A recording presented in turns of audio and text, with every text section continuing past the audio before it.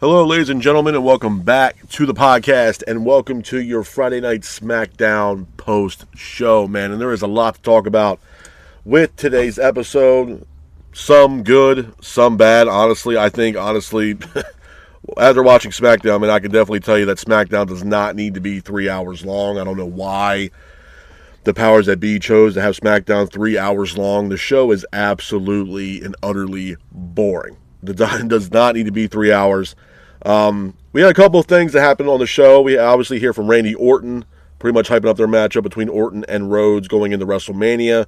We also see the likes of Jelly Roll also play a key part of Friday Night SmackDown as well. We also see the Bellas in action as well. We hear from Rhea Ripley.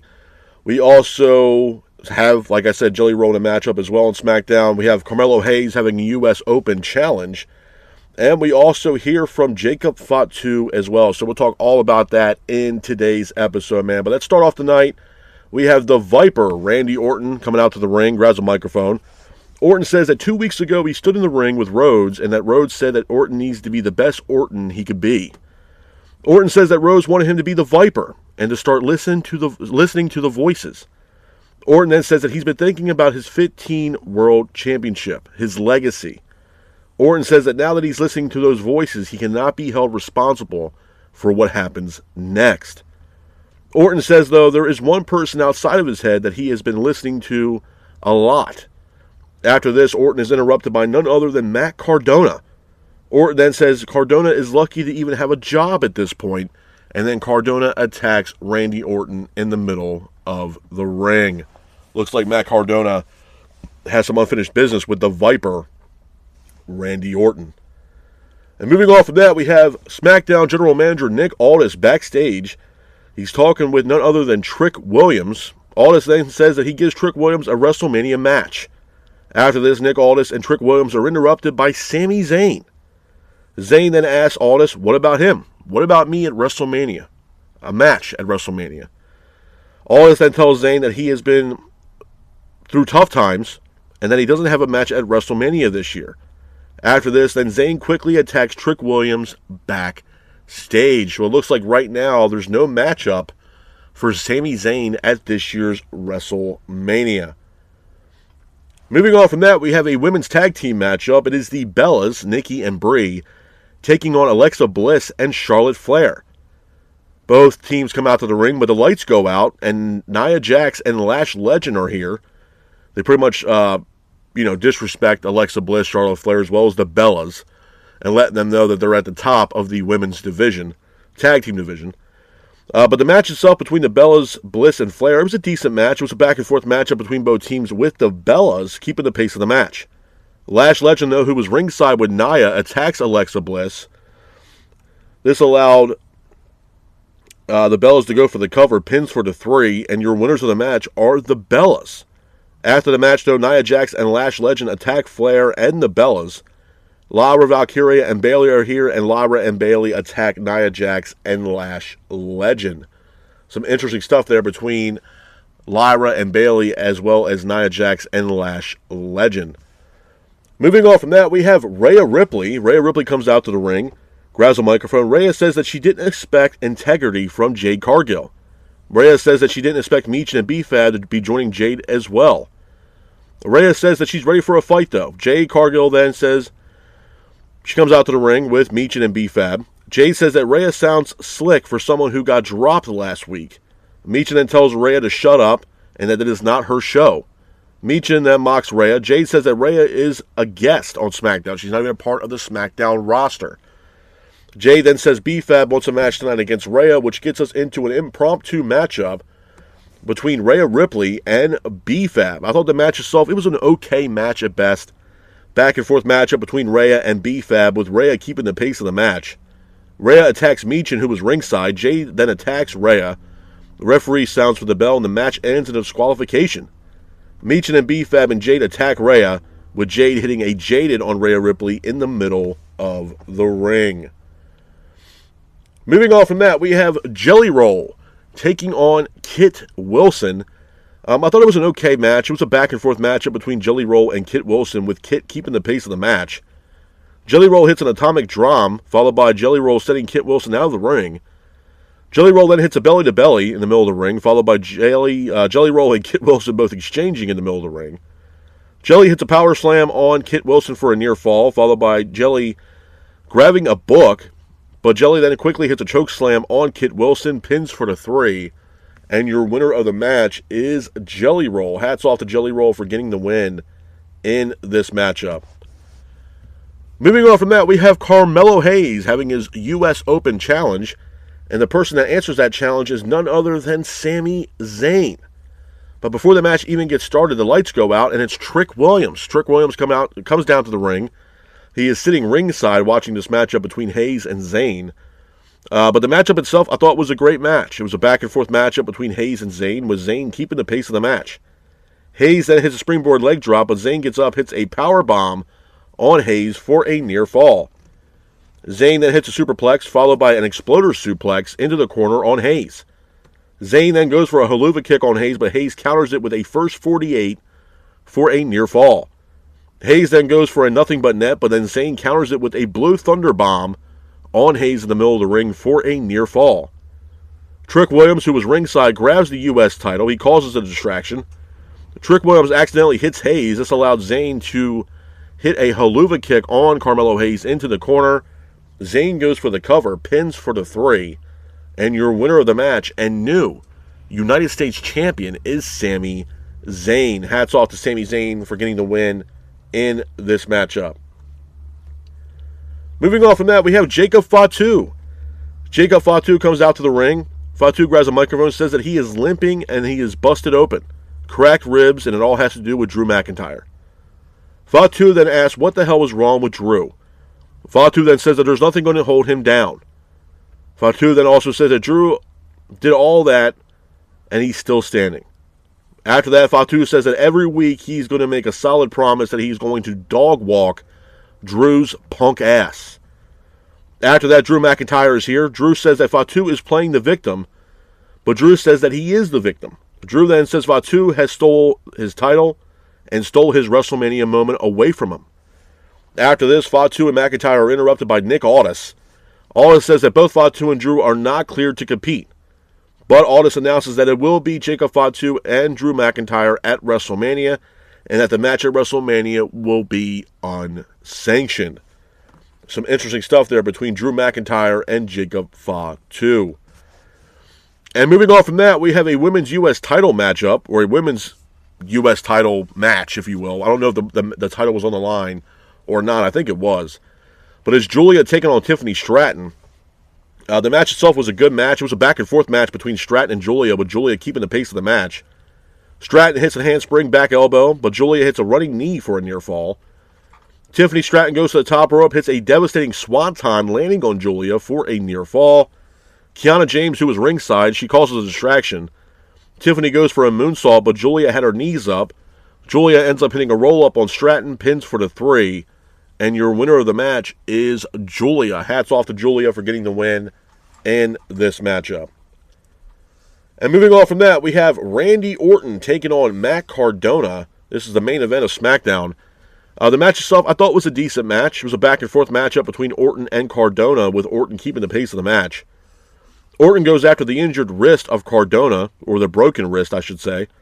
But Cardona quickly hits a Rough Rider on Orton for a near fall, but Orton hits a RKO on Cardona, pins for the 3, and your winner of the match is Randy Orton. After the match, you can see Orton standing in the ring, but all of a sudden on the Titantron, you can see Cody Rhodes' tour bus finally arriving at SmackDown. Seems like SmackDown wasn't really on the itinerary, if you will, for Mr. Rhodes. Seems like it really wasn't important for Rhodes to be there until the last, 10 minutes of the show. But Orton shows up with the tour bus. Rhodes is making his way through the arena, and then they cut to commercial for some apparent reason. But Rhodes finally comes out to the ring. Aldis is trying to stop Rhodes. Rhodes says that he just wants to talk to Orton. Rhodes then gets in the ring, quickly attacks Orton. WWE security are here as well as Aldis. They're trying to break up the fight between Rhodes and Orton, if you want to call it a fight. Jelly Roll is here. Jelly Roll was trying to tell Orton and Rhodes, hey man, y'all are friends. But out of nowhere, Orton quickly hits an RKO, leaving Jelly Roll helpless in the middle of the ring. Couple things I want to talk about with you guys, man, what pertains to Friday Night SmackDown before I get the hell up out of here. I made this abundantly clear before I even started talking about this show. SmackDown does not need to be 3 hours. And I can't stress that enough. SmackDown, bro, the way these shows for SmackDown are lined up and the roster that they have does not need... I don't think it can really facilitate a 3-hour show. It's a 3-hour show every Friday night, bro. And not for nothing, I have said this for a while. When Obafemi came up to the main roster, and he's been floating back and forth from Raw and SmackDown, they need a guy like Obafemi. I know he's in a high-profile matchup against Lesnar, and everybody's excited about it, myself included. It's a very highly anticipated matchup. But they don't have the star power, in my honest opinion, right now, for a SmackDown show to be 3 hours. They just don't. You know, I respect the hell out of Rhodes and Drew McIntyre and Jacob Fatu, bro, but I mean, it is the same song and dance with SmackDown. You got, the MFTs going after the Wyatt Six, or Johnny Gargano doesn't know who the hell he is anymore, and now he's back down to NXT, and it's just, bro, the show is all over the place. Hell, you got the SmackDown Tag Team Champions as Damian Priest and R-Truth. That just goes to show you how bad that tag team division genuinely is right now. Honestly. It's a complete and utter mess. And honestly, you had more appearances last night from Jelly Roll than anything else. You had Jelly Roll being a part of the Orton and Cody Rhodes situation, and then you had Jelly Roll in a bullshit match against Kit Wilson. And then you see Jay Cargill, seemingly she has a stable now with Meechin and B-Fab. It looks like Meechin and B-Fab are on the almost the cut list, if you will, for WWE at this point, because clearly they don't have a vision for both Meechin and B-Fab. I'm surprised they still got jobs at this point on SmackDown. So there's that. In a matchup against Rhea, which I can honestly tell you right now, this is probably the only match in Rhea's career where genuinely people give a rat's ass about. I'm going to keep it a buck, man. I don't think anybody legitimately gives a shit about this matchup between Jade and Rhea. So much so that I don't think really anybody gives a shit who wins that matchup between Jade and Rhea. I'm going to be honest. This might be the worst match of her career for Rhea Ripley. Not in the aspect that she's going to get her ass kicked, but in the aspect that she's going up against somebody that literally doesn't know what the hell they're doing in the middle of the ring. Somebody that needed to go to NXT and not fast-tracked to the main roster. I mean, you have talent right now over from New Japan, like Evil, who's made it abundantly clear that when he comes into WWE, even though he's been wrestling a lot longer than Jade has made it abundantly clear that he wants to go through the NXT developmental program and NXT system before he gets called up to the main roster. Because he wants to learn the WWE system. And this guy has a lot longer track record as far as wrestling is concerned compared to a Jay Cargill. SmackDown's a fucking mess, bro. SmackDown is 3 hours of boredom. It is. I mean, you can put Jelly Roll on the goddamn card. I don't give a damn who you bring in. Jelly Roll's not going to save SmackDown, bro. Then we get Cody Rhodes, who seemingly, decides to take a pit stop on his tour bus to show up at SmackDown when he got 10 minutes left of the goddamn show. He shows up at, 10:50? Show ends at 11? He probably told the guy that's driving his tour bus, hey, man, we're going to take a pit stop here on SmackDown real quick. I got some quick shit I got to do with Randy Orton, and I'm going to get the hell up out of here. Decides to show up to work, 10 minutes, left on the show, and then walks through the arena. Then they cut to commercial break and you can see as this guy, picture in picture, walking through the arena, taking his sweet-ass time to get to the, to the ring, just to have some bullshit brawl between himself and Orton. Which I thought that whole brawl, if you want to call it that, between Orton and Rhodes was bullshit. When Orton finally snapped and beat the holy hell out of Rhodes. I mean, hell, he left Rhodes on that announce table, literally in a puddle of his own piss. And then we get this shit where these guys are, I mean, I wouldn't even consider it a brawl, man. I mean, you had Aldis out there, you had WWE security out there, and these guys were just bullshitting around. And I'm going to be honest, man, if we're looking at the entire narrative of WrestleMania, look, I respect the hell out of Rhodes and Orton, but this matchup here between Rhodes and Orton has, to me, the more significant match going into WrestleMania. In my honest opinion, the best build, and we can argue to the end of time on this, is Punk and Reigns over Orton and Rhodes.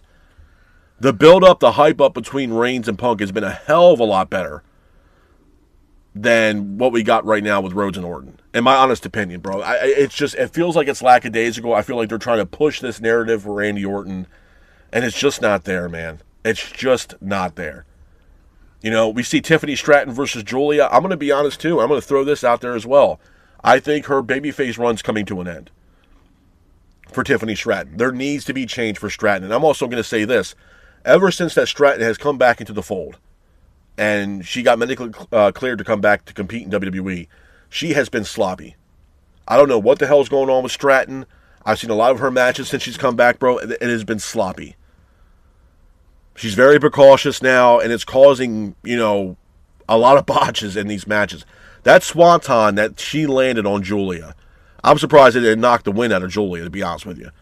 She landed so stiff onto Julia's, right on her stomach, bro. It looked brutal. It looked absolutely brutal. Tiffany Stratton has been sloppy in the ring since she's come back from injury. 100%. And she needs a character change, bro. She needs to go heel. The babyface Tiffany Stratton shit's not working no more. It's not working. I don't even think Stratton even has a match at this year's WrestleMania, if I'm being honest. For as far as right now, I don't see it. I do not see it. And then we get Carmelo Hayes versus Sami Zayn, which by far was the best part of SmackDown, best match of the night, hands down. And then we have Sami Zayn beating Carmelo Hayes to become U.S. champion. Now, I will say I was happy for Zayn beating Carmelo Hayes. We see Trick Williams having a match at WrestleMania, and then when Zayn had won the belt, he was walking backstage. He approached Nick Aldis and said, hey, what about a match now at WrestleMania? And Nick Aldis announces that it's going to be Sami Zayn versus Trick Williams. I'm going to be honest. That matchup between Zayn and Williams needs to be a triple threat match, where it should be Sami Zayn putting the U.S. title on the line against Trick Williams and Carmelo Hayes. That's the match to make. That is the match to make. It gives Carmelo Hayes his rematch. It gets Trick Williams and Hayes in the middle of the ring once again. The first time since their NXT days. And it should be a hell of a match between Zayn, Hayes, and Trick Williams. It should be an incredible match. But I would make that a triple threat match immediately for the U.S. title. And that could either be on night 1 or night 2 of WrestleMania. Hands down. Hands down. But SmackDown was all over the place, man. SmackDown, I can't stress this enough, that show does not need to be 3 hours. It's absolutely fucking boring. I'm sorry. I mean, it's... And for those people out there, I'm going to say this too, man. For those people out there that are pro-WWE and that just want to constantly shit on AEW, you can't sit here and tell me that SmackDown right now is any better right now than what's going on in AEW Dynamite. You can't, bro. I'm sorry. I will argue that shit to the moon. You can't. Maybe Monday Night Raw, yeah. Sure. Absolutely. But SmackDown ain't no goddamn way. SmackDown is an embarrassment, bro. It's an embarrassment. SmackDown right now is literally neck and neck with AEW Dynamite. It is no better than AEW Dynamite right now. No way in hell. No way. And besides Orton and Rhodes, bro, there's nothing else right now going on in this show. I can give a shit less about Kit Wilson. They bring in Danhausen, which, I mean, obviously I don't think we're going to see this guy really in the ring. It's going to be more of a backstage or your curse thing, and that's it. And Danhausen, I mean, it wasn't like he was doing a whole lot in AEW either, bro. I mean, they brought him in as a comedy act for WWE, whether it's on Raw or if not on SmackDown. Danhausen is not stuck to one specific brand. They're going to be floating him back and forth for the foreseeable future, whether it's on Monday Night Raw or SmackDown, or hell, even NXT for that matter. Like I said, we've seen majority of Jelly Roll on SmackDown. He had a match with Kit Wilson, and then he got RKO'd by Randy Orton to close out the show, which I thought was absolutely hilarious. You could bring all the star power you want to the show, bro. It's not going to save SmackDown. SmackDown needs to go back to 2 hours. Whoever's wild grass ass idea they had to, hey, we're going to put SmackDown to 3 hours, that person needs to be fired. I'm sorry. SmackDown does not need to be 3 hours on a Friday night when you got no interest, no intrigue, no decent storylines going on right now on SmackDown. For that to be 3 hours. You don't have the roster or the star power, for that matter, to run a SmackDown show for 3 hours. It is the most boringest 3 hours of pro wrestling ever. Seriously. I mean, it's an absolute fucking joke, man. There needs to be change. There needs to be something different, because right now SmackDown is not it. It's not it. And like I said before, bro, I do think that this Orton and Rhodes match, it is taking a immensely backseat to what Punk and Reigns is doing. Punk and Reigns right now have been killing it, hyping up this matchup that they're going to have at WrestleMania. It's the best storyline going right now. And that match is, again, a match a lot of people are excited about and anticipating. I can't sit here and say a lot of the same feeling for Orton and Rhodes, bro. I just can't. I feel like that whole match, it's lacking something. It's lacking intrigue, lacking story. And then, like I said, bro, Rhodes shows up 10 minutes left of the show on air. Decides to take a pit stop on his tour bus to show up on SmackDown. 10 minutes left we have for the show. Just to come out to the ring to have some bullshit brawl with Randy Orton. That's pretty much stopped by WWE security. There's probably 20 damn security guards out there separating both Orton and Rhodes. Rhodes should have came out there and beat the holy hell out of Orton. Considering the fact that, like I said earlier, Orton left Rhodes on the announce table in a puddle of his own piss. And we're not going to have Rhodes come out there and beat the holy hell out of Orton? Send a message? Come on, bro. Come on. What does it do for Randy Orton? It makes Randy Orton... what does it do for Cody Rhodes? It makes Cody Rhodes look weak. You want to hype up the match and at least have Cody Rhodes get even after what the hell Orton did to him, when they signed the contract. Orton beat the holy hell out of Cody Rhodes. And then we get Rhodes showing up 10 minutes left of the show just to have a backstage bullshit walkthrough and a bullshit fucking brawl, if you want to call it that, between Orton and Rhodes in the middle of the ring that was separated by WWE security. Come on, man. Come on. Hell, Obafemi and Brock Lesnar have more of intrigue going into that match, and there's no title on the line, bro. It's just a match that everybody wants to see. With Rhodes and Orton, there's the title on the line. The Universal Championship. Right now, to me, my top 2 matches on WrestleMania right now, hands down, would be Punk Reigns, Oba, and Lesnar. Hands down. And I would have to say Rhodes and Orton is number 3 on the list, bro, because there's no interest. There's no story, really. It's lackadaisical. And the story's there is damn sure not intriguing, that's for sure. There needs to be change. There needs to be something that's going to pick up the pace here for this matchup between Orton and Cody Rhodes. Something. We need something else, man. It's just not cutting the mustard, bro. It's not. Lackadaisical storylines, lackadaisical booking, and I don't need to see Jelly Roll on SmackDown, man. I just don't need to see it. Jay Cargill versus Rhea Ripley. Honestly, who really gives a rat's ass about that match, bro? Because I sure as hell don't. I don't. This might go down as one of her worst matches in her career for Rhea Ripley with this matchup against Jade. I'm going to be honest, man. I feel like it's lackadaisical. I feel like it's bullshit booking. And I really think that WWE kind of went into WrestleMania this year blind. And really pumped the brakes going into this year's WrestleMania, bro. So, I don't know. We're going to see how things play out. We still got a couple weeks left until we get to WrestleMania. And hopefully they'll pick up some more intrigue going in for Friday Night SmackDown going into WrestleMania in a couple weeks. So, we'll see how everything plays out on Friday Night SmackDown. But with that being said, though, this is my review of Friday Night SmackDown. I hope you guys are out there staying safe. Be careful. And remember, stay classic. Peace.